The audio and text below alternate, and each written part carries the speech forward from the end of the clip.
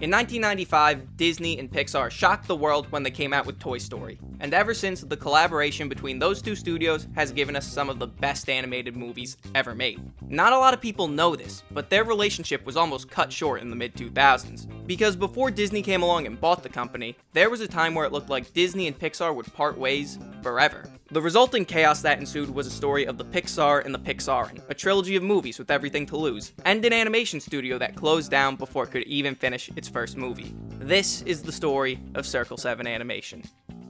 In November of 1995, Disney and Pixar released Toy Story, and everybody was thrilled with the results. So Disney swiftly signed Pixar to a 5-movie deal and commissioned that a Toy Story sequel enter development. A few years pass and Disney and Pixar released the first movie in their deal, A Bug's Life, to positive reviews and a healthy box office haul. Things were looking good. The next year, Toy Story 2 releases to overwhelmingly positive reviews and an exceptional box office haul that easily blew past both the first movie and A Bug's Life. Things should have been looking great, but they weren't. This is the point in the story where Disney and Pixar hit their first bump in the road, when the CEO of Disney at the time, Michael Eisner, dropped a bomb on Pixar. He told the at the time Pixar CEO, Steve Jobs, yes, that Steve Jobs, and creative head John Lasseter that Toy Story 2 didn't count as one of the 5 movies in their deal because the agreement specifically mentioned 5 original movies. And since Toy Story 2 was a sequel, Disney wasn't gonna count it. This obviously didn't go over too well with Pixar. For the next few years, everything would seem to be fine in the public eye while the two studios put out classics like Monsters, Inc. and Finding Nemo, but behind closed doors, tension was growing between those two camps. In early 2004, after 10 months of negotiation, Pixar turned around and dropped a bomb of their own. That January, Steve Jobs announced that after their current contract ended, Pixar and Disney were done. In the announcement, Jobs cited the main point of tension being that the deal was weighted way too heavily toward Disney, where put simply, Disney was taking a much larger cut of the movie's box office from Pixar than was the industry standard at other studios with similar deals. On top of that, it also didn't sit too well with Jobs that Disney owned whatever movies Pixar made.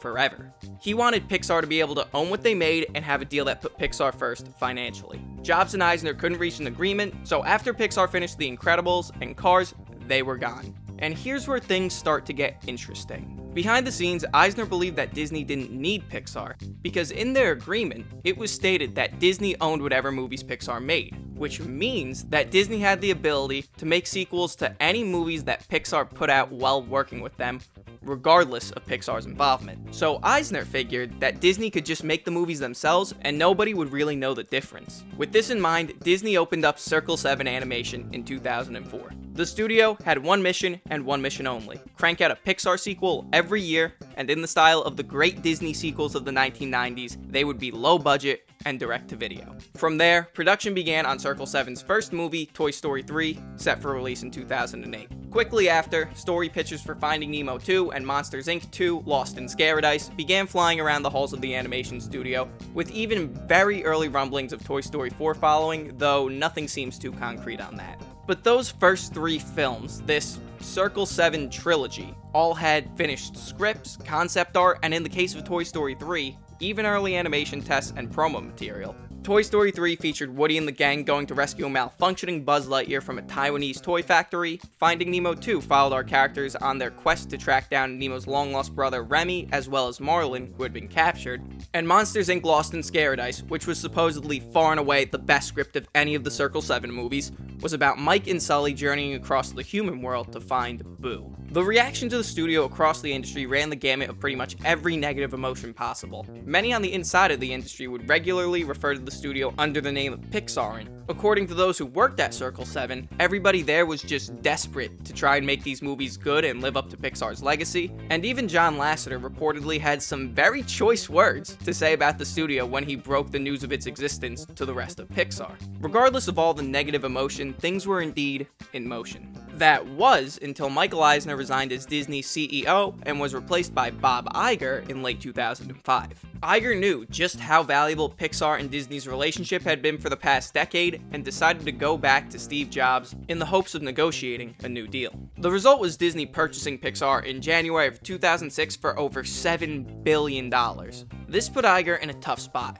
he knew that bringing Pixar into the fold would probably be more than a little weird for everybody if Disney also had a studio making these Pixaren't movies. With this in mind, Bob Iger decided to close Circle 7 a short time later. But in the few months after Pixar was purchased, but before the studio was shut down, there were theories going around within the studio as to what its fate would be. The most widely accepted theory within Circle 7 was that now that Pixar was in the family, Circle 7 would keep on with the sequels and Pixar would send some personnel down to make sure everything felt authentic.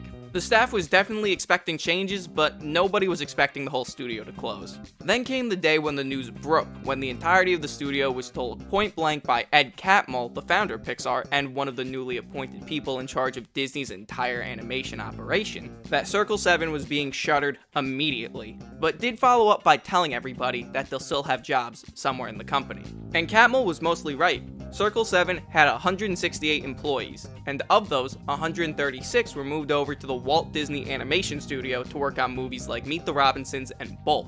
And with that, Circle 7 Animation closed its doors on May 26, 2006. While it is unfortunate that the studio closed down and these movies never got to see the light of day, there is something undeniably satisfying about having a situation where, on the whole, everybody wins. Because instead of a direct-to-video sequel that could never live up to the original, we got a true Toy Story 3 made by the original team. And we were also treated to new and original films like Up, Coco, and Inside Out. Not only did we get a happy, healthy, and thriving Disney, but we also got a Pixar that had the freedom and resources to do whatever they wanted.